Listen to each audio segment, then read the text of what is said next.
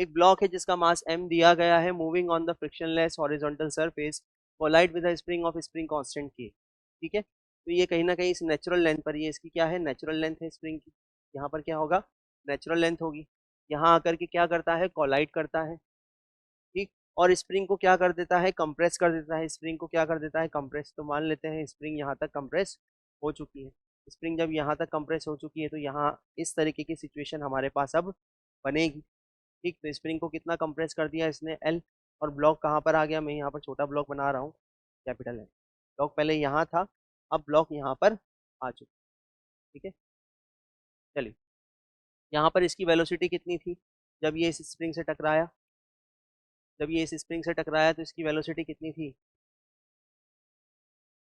की वेलोसिटी थी, मान लेते हैं v। और फाइनली इसकी वेलोसिटी कितनी हो गई, v is equal to v not is equal to 0, ये रेस्ट पर आ गया। ठीक है, तो ये v वेलोसिटी से टकराया, कंप्रेशन हुआ, इस ब्लॉक के ऊपर फोर्स लगेगा बाहर की तरफ। जब मैक्सिमम कंप्रेशन हो चुका होगा l, तब वेलोसिटी ऑफ द ब्लॉक कितनी हो चुकी होगी, 0।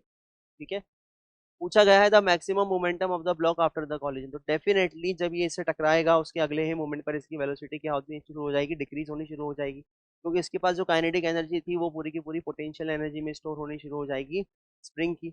या फिर हम ये भी कह सकते हैं कि स्प्रिंग जो है वो जैसे जैसे कंप्रेस होगी वैसे वैसे अपोजिट डायरेक्शन में वेलोसिटी की क्या करेगी, फोर्स लगाएगी, और इसका डी एक्सेलरेशन होगा और ये स्पीड इसकी कम होनी शुरू हो जाएगी। तो मैक्सिमम स्पीड इसकी कब होगी, जब स्प्रिंग का होगा नेचुरल लेंथ में और जस्ट कॉलिजन हुआ ही होगा।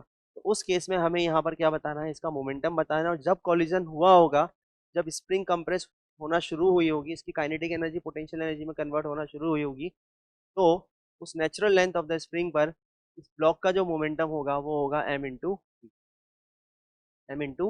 p। हमारे पास m है, p हमें कैलकुलेट करना है, लेकिन v हमारे पास अवेलेबल नहीं है, इसलिए इसको इक्वेशन नंबर 1 हम यहाँ पर दे देते हैं। अब v कैलकुलेट करते हैं using this data of compression of spring. चलिए, हम जानते हैं कि हॉरिजॉन्टल डायरेक्शन में कोई नॉन कंजर्वेटिव फोर्स अवेलेबल नहीं, हॉरिजॉन्टल डायरेक्शन में नॉन कंजर्वेटिव फोर्स अवेलेबल नहीं।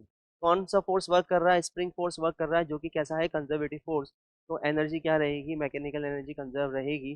तो हम कह सकते हैं कि kinetic energy of block half mv² is equal to, या इसको और अच्छे से लिखें तो kinetic energy of the block plus potential energy of the spring. Initial में कितनी थी, 0, क्योंकि हमने इसको एक सिस्टम मान लिया, स्प्रिंग और ब्लॉक को क्या माना, एक सिस्टम माना। तो ये हॉरिजॉन्टल डायरेक्शन में मूव कर रहा है, जब एक सिस्टम मान लिया हमने इसको, conservative force, internal conservative force यहाँ पर वर्क कर रहा है, और उस केस में मैकेनिकल एनर्जी क्या होगी, कंजर्व होगी।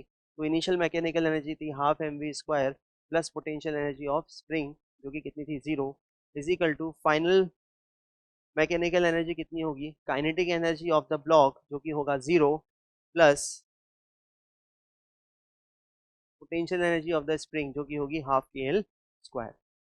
ठीक, 2 से 2 कैंसिल आउट हो गया।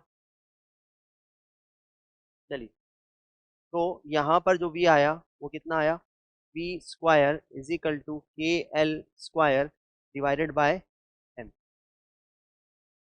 kl² divided by m। ये हमारे पास क्या आया, v²। तो v की वैल्यू कितनी आ गई, kl डिवाइडेड बाय m, और ये अंडर रूट। क्लियर है इतना। चलिए, क्या मैं इसको इक्वेशन नंबर 2 नाम दे दूं और इसकी वैल्यू कहाँ पर पुट कर दूं, p में। तो p इज इक्वल टू हो जाएगा m इंटू, p की वैल्यू कितनी आ गई, under root of k divided by m into L.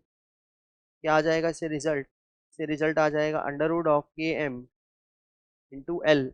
ये हमारा क्या होगा, ये हमारा होगा मोमेंटम, ये क्या होगा, मोमेंटम, के एम इंटू एल। और यही हमारा क्या होगा, आंसर। तो इस क्वेश्चन में हमने किया कुछ नहीं, वेलोसिटी जो है वो इस डेटा के अकॉर्डिंग हमने निकाल ली इन द टर्म ऑफ के of spring and compression of spring. ठीक है, और उसको मोमेंटम की टर्म में इक्वेशन में पुट कर दी, तो हमारे पास रिजल्ट आ गया।